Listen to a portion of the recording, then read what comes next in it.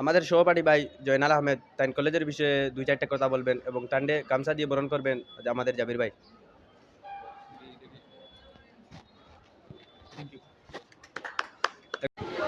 আসসালামু আলাইকুম, নমস্কার, সত শ্রী আকাল।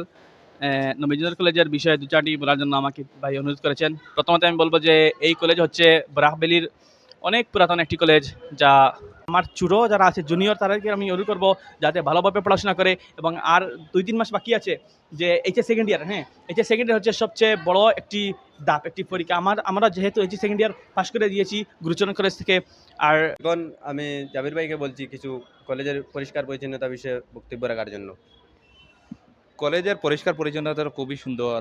বর্তমানে কিছুদিন আগে কলেজের সামনে অনেক আবর্জনা ছিল, সেগুলো আমাদের প্রিন্সিপাল স্যার এনএসএসের ছাত্রদেরকে নিয়ে পরিষ্কার করেছেন। এবং আমি আশেপাশের যত শপ আছে বা দোকান আছে তাদেরকে অনুরোধ করব যে এই জায়গায় আর আবর্জনা না ফেলার জন্য, কারণ আবর্জনা অনেক ক্ষতি করতে পারে এবং কলেজের পরিবেশকে নষ্ট করতে পারবে।